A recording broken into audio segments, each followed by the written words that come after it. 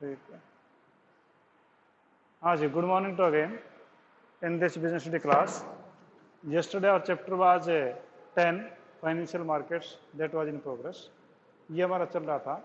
तो इसमें financial market जो है उसमें कैपिटल मार्केट थी आपकी। तो कैपिटल मार्केट आपकी that was of two type, that was the primary market and the secondary market. ठीक है। तो आपका इसमें एक प्राइमरी मार्केट था,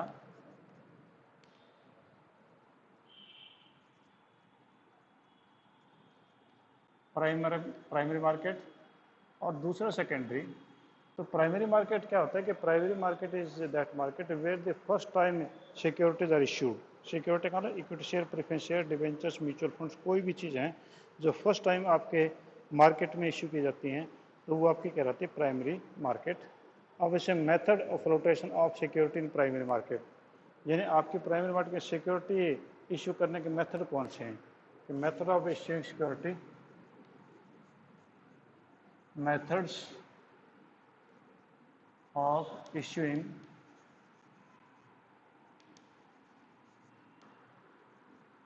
securities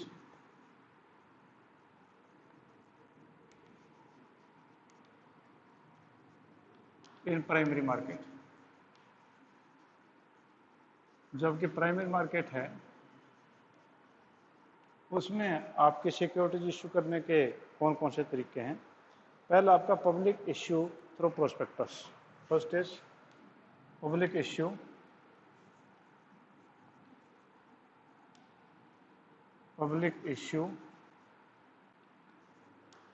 through prospectus.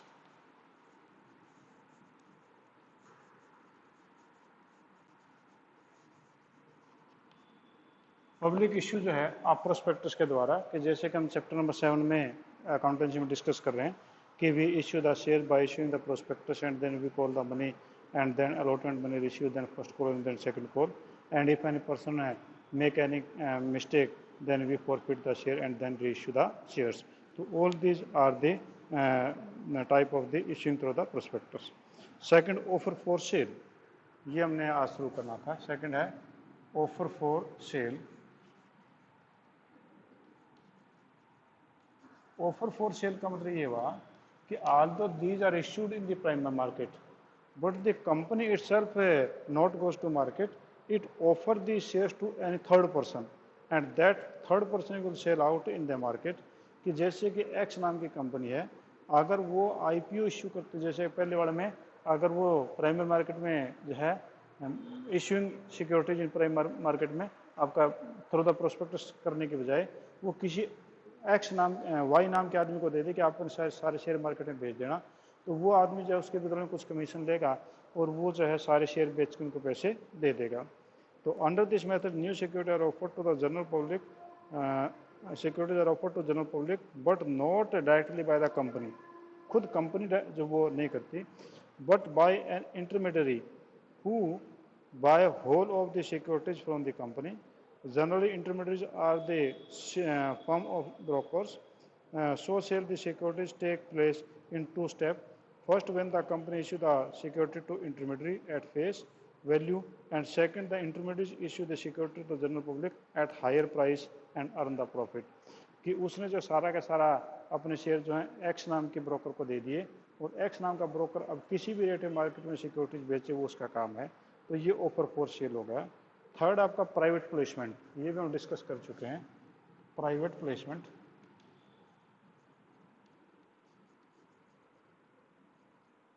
Private placements mean company not issue the share in the market but the company privately issue the shares to the near and dear kith and kin. आपके जो नज़दीक के लोगों को वो जो है कंपनी शेयर इश्यू कर सकती है, तो वो आपका कहलाता है private placement. Under this method, securities are sold by the company to an intermediary at a fixed price, and in the second step, intermediaries sell all the security not to the general public but selected clients at higher price। कुछ selected लोगों को बेचेगा। The issue of the company, the issuing company issue prospectus to give the details about the objective future prospectus so that the reputed client prefer to buy the securities from the intermediaries। Under this method, intermediaries issue security to the selected client such as UTI, LIC, general insurance et cetera. ठीक है, इन लोगों को जब वो share बेच देते हैं तो कहने का मतलब कि प्राइवेट प्लेसमेंट हो गया, कंपनी जो है वो प्राइवेटली लोगों को शेयर दे देती है, ना कि पब्लिकली। ठीक है, नेक्स्ट है right issue. Fourth is right issue.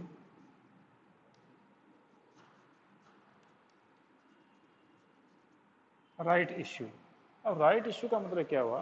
Right issue का मतलब ये होता है कि कंपनी जो है जब शेयर इश्यू करती है तो एग्जिस्टिंग शेयर होल्डर्स को राइट देती है कि you can take the share, you are first of all you have the preferences, कि आपको सबसे पहले प्रेफरेंस दी जाएगी कि अगर आप उन शेयरों को लेना चाहते तो आप ले सकते हैं। तो ये कहता है कि it is called issue because it is preemptive right to the shareholders. Preemptive होता है पूर्वाधिकार, उनका कुछ अधिकार है कि अगर, बोलिए बेटा, आपके जो हैं शेयर सबसे पहले उनको दिए जाते हैं जो आपके एग्जिस्टिंग शेयर होल्डर्स हैं। अगर एग्जिस्टिंग शेयर होल्डर उन शेयर्स के नहीं लेते तो फिर उन शेयरों को मार्केट में बेचा जा सकता है दूसरे लोगों को। तो सबसे पहले राइट जो इन्हीं लोगों का होता है। ठीक है जी, तो ये आपके क्या कहते हैं, राइट इश्यू। अगर किसी को स्क्रीन दिखाई नहीं दे रही है या वॉइस नहीं आ रही है तो मेरे पास में नेटवर्क की प्रॉब्लम नहीं है, आपके यहाँ नेटवर्क की प्रॉब्लम हो सकती है। आप अपने फ़ोन को जो है फ्लाइट मोड पे ला करके दोबारा से ज्वाइन करो क्लास को, तब आपकी प्रॉब्लम सॉल्व होगी। ठीक है, हाँ जी, तो ये जो है आपका एग्जिस्टिंग कंपनी जो इस प्रकार के शेयर इशू कर सकती, नई कंपनी नहीं कर सकती। मीन्स नई कंपनी तो फर्स्ट टाइम उनके शेयर होल्डर है ही नहीं, तो उनको राइट इश्यू नहीं कर सकती है। ठीक है, तो ये आपका जो कह रहा था राइट इश्यू। नेक्स्ट है EIPO, ये फर्स्ट जैसा ही है, तो ये आपका नेक्स्ट है EIPO। EIPO यही आज के दिन सबसे पॉपुलर है। ई मीन इलेक्ट्रॉनिक और IPO इनिशियल पब्लिक ऑफर। ठीक है, यानी जो है EIPO जो होता है कि इसमें जो भी चीज़ें होती है वो कंप्यूटर के ऊपर होते हैं सब कुछ। इसमें कोई आपका जो है फिजिकल आप प्रोस्पेक्ट इशू नहीं करते, you never ask the application physically, और ये सारा का सारा कंप्यूटर नेटवर्क पे होता है। तो आज के दिन यही चलता है, इसी के द्वारा होते हैं। पहले वाले जो मेथड हैं वो सारे पुराने हो चुके हैं। It is new method of issuing the security through online system of stock exchange. In this company, it has appointed the registered brokers for the purpose of accepting the applications and placing orders. The company issuing security has to apply for the listing of securities on the existing exchange other than the exchange it offered its securities earlier. The manager coordinates the activities through the various intermediaries connected with the issue. तो इसमें जो है वो अपने खुद से लोगों को अपॉइंट कर सकते हैं, बैंक को अपॉइंट कर सकते हैं, और डायरेक्ट पैसा वहीं पर आता रहता है। तो ये आपका नेट के द्वारा होता है। इसके अंदर जो टाइमिंग भी काफ़ी कम होते हैं, आपका 3 दिन या 5 दिन के लिए खोला जाता है इशू, और उसमें जो 3 दिन या 5 दिन सारा पैसा आ जाता है, और लास्ट मोमेंट पे सबसे ज़्यादा पैसा आता है। जो लास्ट, आप कई बार अखबार में पढ़ेंगे ना कि लास्ट मोमेंट पर ये कहते हैं कि आखिरी 10 मिनट में 10,000 करोड़ बरसे। आप सोचेंगे 10,000 करोड़ कैसे बरसे, तो वो यही है कि लास्ट 10 मिनट्स के अंदर जो है आपके इतने सारे लोग जो है वेट करते रहते हैं पहले कि देखते हैं शेयरों का क्या चल रहा है, मार्केट में क्या ट्रेंड है, क्या इसके रूमर्स उड़ते हैं, कंपनी फेक है कैसी है, कंपनी शेयर कैसे रहेंगे। और लास्ट मोमेंट में लगता है कंपनी बहुत बढ़िया है और सभी लोग जो शेयर खरीद रहे हैं तो वो भी अपना एप्लीकेशन डालने शुरू कर देते हैं, और इस प्रकार से कुछ मोमेंट में जो है वो ढेरों सारा पैसा जो इकट्ठा हो जाता है। तो ये आपका कहलाता है EIPO। ठीक है, तो आपके 5 टाइप के जो हैं प्राइमरी मार्केट के अंदर जो है इश्यू करने के मेथड्स हैं। तो कौन कौन से? पहला पब्लिक इश्यू, ये फिजिकली है, आज के लिए आउटडेटेड हो चुका है। ठीक है, offer for sale means any third person appointed that you take it and you sell it into the market. Private placement means the company issue the shares and debentures to its near kith and kins, जो इनके नज़दीकी लोग उनको देते हैं। And right issue, the company also provide the right to the existing shareholders that if they want to take the shares then they can have the right to purchase that share. और last है आपका EIPO which is the most new one modern method that all the transactions are done on the internet only, means internet पर सारी चीज़ें आपकी होती है। ठीक है, हाँ जी। अब नेक्स्ट आपका पास में है सेकेंडरी मार्केट, या हम कहें इसको स्टॉक मार्केट भी बोलते हैं। तो सेकेंडरी मार्केट कहें या स्टॉक मार्केट।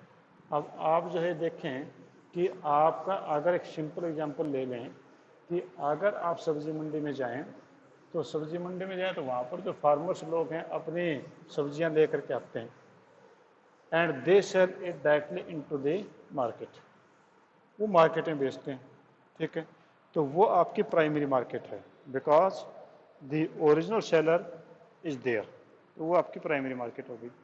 और उसके बाद में आपके रेडी वाले जो हैं वो वहाँ से सब्जियाँ खरीदते हैं, वो खरीद करके फिर मोहल्ले के अंदर आकर के बेचते हैं, दुकानों वाले हैं उस मोहल्ले के अंदर आकर के सब्जियाँ बेचते हैं, तो वो सेकेंडरी मार्केट है।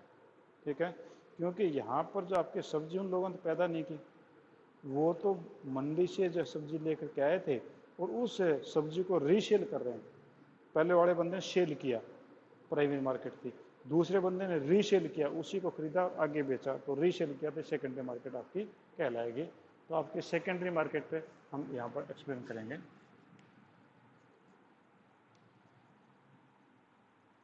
सेकेंडरी मार्केट, सेकेंडरी मार्केट है आपकी क्या है, हम इसके बारे में डिस्कस कर लेते हैं। तो कह रहे कि the secondary market is the market for the sale and purchase of previously issued और second hand security. Previously issued, जो प्रीवियसली पहले इश्यू हो चुके हैं प्राइमरी मार्केट में, उनको दोबारा से बेचना, ये सेकेंडरी मार्केट है। In secondary market securities are not directly issued by the company to the investors, investors को डायरेक्टली इशू नहीं करती company. The securities are sold by existing investor to other investors, sometimes the investor in the in need of cash and another investors want to buy the shares. The company, as he could not directly from the company, then both the investors can meet in the secondary market and existing security cash through the intermediaries are called brokers. Then कहने वाली ये है कि आपका अगर मान लो कि if a person who has purchased the securities from the primary market and now he needs the cash, he cannot return the security to the company and he requires the money, then how he can convert, he can liquidate its securities, then he can go to the secondary market, means he can go to the stock market and where many other purchaser will be available, you can sell your security to the another person and by this way you can liquidate your securities.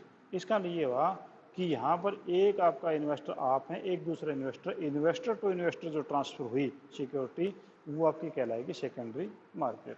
ठीक है, तो ये आपकी थी secondary market.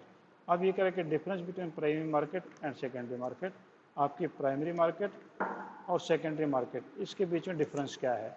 तो अब आप ये बात तो समझ गए कि प्राइमरी मार्केट जहाँ पर आपकी जो है सिक्योरिटीज़ फर्स्ट टाइम ट्रेड की जाती हैं, सेकेंडरी मार्केट जहाँ पर ऑलरेडी सोल्ड जो सिक्योरिटीज़ हैं उनको बेचा खरीदा जाता तो सेकेंडरी मार्केट कहलाती है। अब इसी के बेस पे करें कि आप इनका जो है डिफरेंस बताइए, तो आपके डिफरेंस वैसे तो ढूंढ रहे तो जल्दी से दिखाई नहीं देंगे, पर हम टेबल बनाएंगे और टेबल में आपको पता चल जाएगा कि दोनों के बीच में कितना डिफरेंस है। तो टेबल डिफरेंस के लिए वही तरीका है कि आप जो है पहले इस प्रकार से लाइन खींचो, ये बनाओ जी लाइन। लाइन बनाने के बाद में आप यहाँ पर करिए जी बेसिस, यहाँ पर आप करिए प्राइमरी मार्केट और वो सेकेंडरी मार्केट। ठीक है, ये होगा बेसिस ऑफ डिफरेंस। बेसिस ये आपका प्राइमरी मार्केट, ठीक है, और उसके बाद में ये आपका secondary market.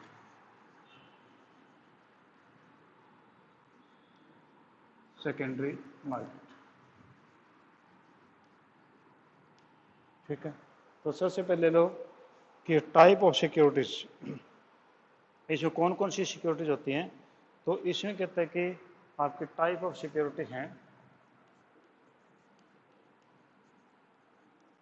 Type of security, इसमें न्यू सिक्योरिटीज होंगी, means which is not already in the market, ये न्यू सिक्योरिटी होंगी। ये आपकी होंगी सेकंड हैंड, ये आपकी सेकंड हैंड सिक्योरिटीज होंगी, यानी which is already traded in the market. तो यहाँ पर इसमें न्यू होंगे, उसमें ओल्ड होंगी। दूसरा इशूड बाय, तो इशूड बाय इसमें जो है ये कंपनीज होती हैं। तो सेकंड आप क्या कहते हैं इशूड बाय, इशूड बाय ये डायरेक्टली इशूड बाय कंपनी, ये इशूड बाय कंपनी होता है, यानी कंपनी जो डायरेक्टली इशू करती है। जबकि आपकी प्राइमरी सेकेंडरी मार्केट है, ये ट्रांसफर्ड होती है, ट्रांसफर्ड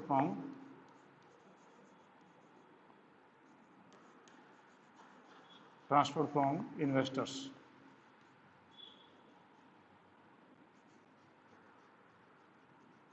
जो आपके इन्वेस्टर्स हैं वो आपस में ट्रांसफ़र करते हैं, इसमें कंपनी का कोई लेना देना नहीं होता है। और थर्ड है कैपिटल फॉर्मेशन। कहते हैं कि प्राइमरी मार्केट है उसमें कैपिटल फॉर्मेशन होती है। Primary market contribute directly for the capital formation as funds are transfer from surplus to unit to deficit unit. Means capital formation है, कैपिटल फॉर्मेशन यहाँ पर कैपिटल फॉर्मेशन पॉसिबल है, यानी यहाँ पर आपका जो है डायरेक्ट जिस कंपनी को जरूरत है पैसे की, वो कंपनीज आती है, वो लोग आते हैं यहाँ पे पैसा लगाते हैं। जबकि सेकेंडरी मार्केट जो है वो आपकी कैपिटल फॉर्मेशन नहीं है, वो तो आपका जो है एक्सचेंज है, it is an exchange only. ये आपकी कैपिटल फॉर्मेशन नहीं है, ये तो आपकी कैपिटल फॉर्मेशन तो जो सिक्योरिटी खरीदी जा चुका है ऑलरेडी, वो तो पैसा कोई ना कोई दे चुका है, तो ये तो आपका सिक्योरिटी का केवल एक्सचेंज है, कैपिटल फॉर्मेशन नहीं है। नेक्स्ट है entry. All companies enter the primary market to raise the capital for their operations. तो यहाँ पर एंट्रीज हैं,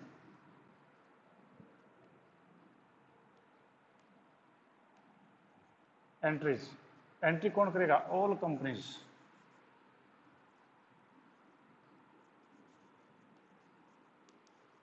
ऑल कंपनी जो इसमें एंटर करती हैं मार्केट के अंदर। जबकि इसके अंदर जो only listed company securities are bought and sell, तो यहाँ पर ओनली लिस्टेड सिक्योरिटीज,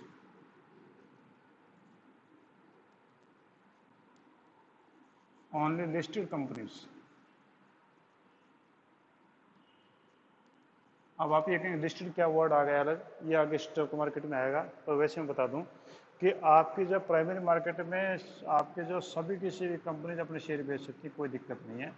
जबकि आपकी सेकेंडरी मार्केट में केवल वही कंपनी जो है बेच पाती हैं अपनी सिक्योरिटी, जो नहीं सिक्योरिटी ट्रेडेड होती हैं, जो स्टॉक एक्सचेंज के अंदर जिनका नाम है, जो लिस्ट में नाम है। अगर लिस्ट में नाम नहीं तो वो वो कंपनी जो अपने शेयर डिबेंचर जो वो सेकेंडरी मार्केट में नहीं बेच सकती हैं, ठीक है। And next is geographical location. There is no fix geographical location primary market की, तो कह रखे जोग्राफिकल लोकेशन, लोकेशन, तो इसमें no fixed location, no fixed geographical location, कोई फिक्स जोग्राफिकल लोकेशन नहीं है इन लोगों की, ठीक है। Means through internet you can purchase और सेल और थ्रू द बैंक, और आप जो फॉरेन इन्वेस्टमेंट भी आप कर सकते हैं, जैसे कि ADR, GDR, IDR में किया था। और इसमें कहता है कि there is a fixed location, fixed location, location and fixed time, and fixed time. आपकी जो इनकी जोग्राफिकल लोकेशन फिक्स है, BSE Bombay stock exchange, NSE national stock exchange Delhi, आपका इसी प्रकार से Calcutta stock exchange, Madras stock exchange fix location है। टाइम आवर्स हैं 10 to 3:30, 10 बजे से 3:30 तक आपका जो ट्रेडिंग होगी। छुट्टी के दिन छुट्टी होती है, जो कि इसमें ऐसा कुछ भी नहीं है। प्राइस, तो कहते हैं price of security fixed by the management of the company. आपके जो प्राइस है, प्राइस फिक्स्ड बाय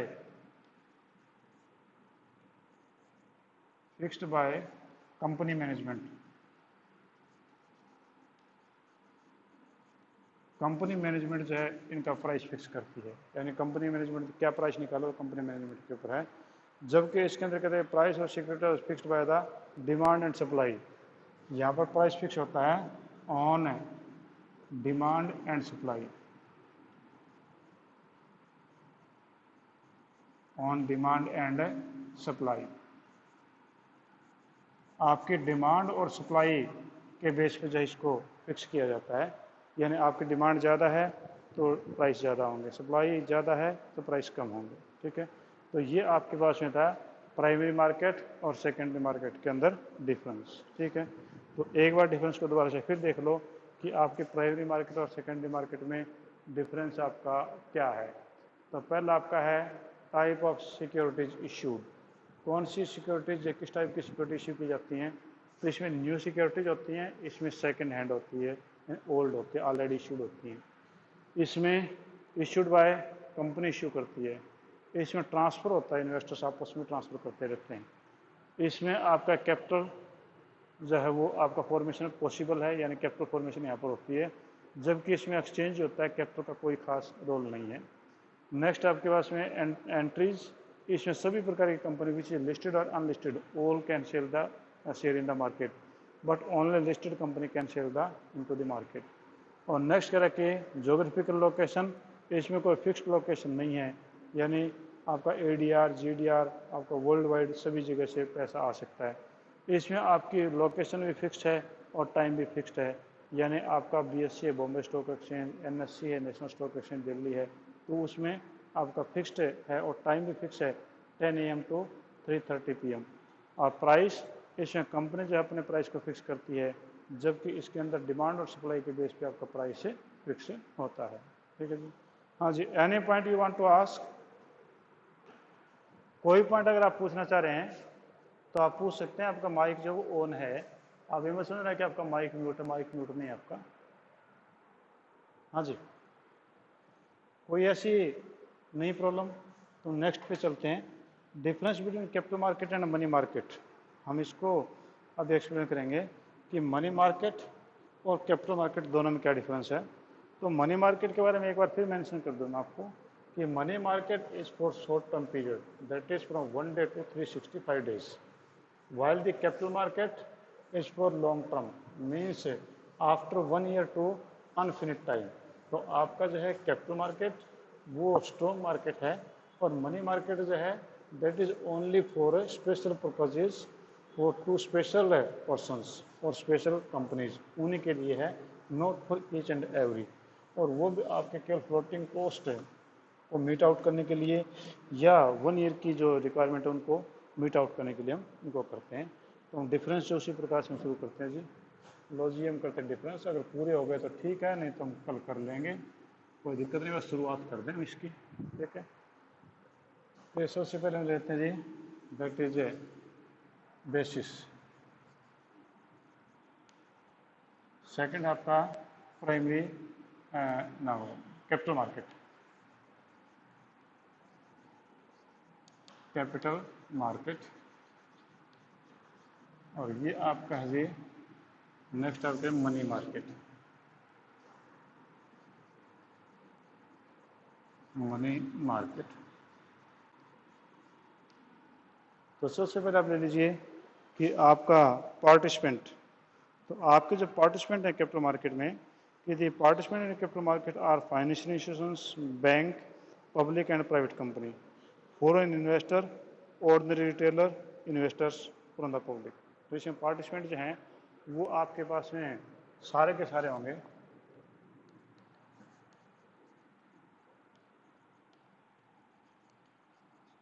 पार्टिसिपेंट्स हैं। तो पार्टिसिपेंट्स आपके पास में कौन कौन से होंगे? तो पहले आपके पास में पार्टिसिपेंट्स जो होंगे वो होंगे financial institutions, financial institution, financial institutions हैं, आपके बैंक्स हैं, आपके फॉरेन इन्वेस्टर्स हैं, फॉरेन इन्वेस्टर्स हैं, और आपके रिटेल पर्सन हैं। कोई भी आपके छोटे मोटे जो भी आदमी कोई करना चाहें वो सारे के सारे इसके पार्टिसिपेंट होते हैं। जबकि मनी मार्केट में जो आपके पार्टिसिपेंट हैं वो फाइनेंशियल इंस्टीट्यूशंस हैं, बैंक हैं और प्राइवेट कंपनी हैं, और फॉरेन कंपनी या इन्वेस्टर्स इसमें नहीं होते हैं। ठीक है, यानी आपके फॉरेन इन्वेस्टर्स और रिटेलर्स इसमें नहीं होते हैं। तो इसमें आपके फाइनेंशियल इंस्टीट्यूशंस, फाइनेंशियल इंस्टीट्यूशंस होते हैं, आपके बैंक होते हैं, ठीक है जी, ये लोग इसके अंदर शामिल होते हैं। बाकी और जो आपके फॉरनर्स हैं या आपके रिटेलर्स हैं वो इसमें नहीं होते हैं। ड्यूरेशन, इसमें जो ड्यूरेशन है कितना होता है, तो आपका जो ड्यूरेशन है वो ड्यूरेशन, इसमें ड्यूरेशन जो है इसका 1 ईयर टू, एंड ये इसका ड्यूरेशन लॉन्ग, मीडियम और लॉन्ग बोल देंगे इसको।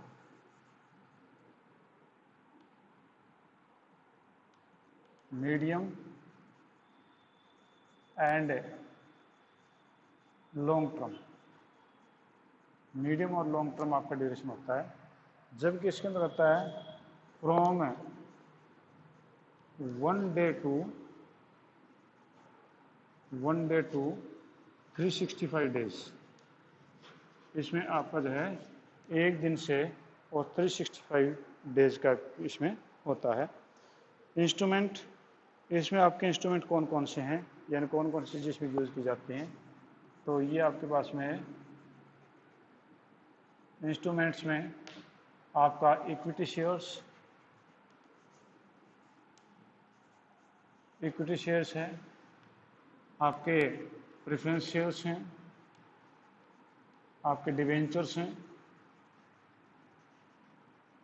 ठीक है, और इसमें शायद म्यूचुअल फंड्स भी होते हैं, ठीक है। और इसके अंदर आपके जो नॉर्मली होते हैं वो टी बिल, ट्रेजरी बिल है, आपका कॉल मनी है, इसी प्रकार से सीडी है, जो मैंने आपको 5 इंस्ट्रूमेंट बताए थे वो इसके अंदर होते हैं, ठीक है जी। तो आज हम इतना ही कर लेते हैं, बाकी 3 पॉइंट 4 पॉइंट रहते हैं हम कल करेंगे, ठीक है जी। आज किसी को पूछना है तो मेरे से पूछ सकते हैं। Anybody have any query, please ask me. ऐसी कोई भी क्वेरी नहीं किसी की?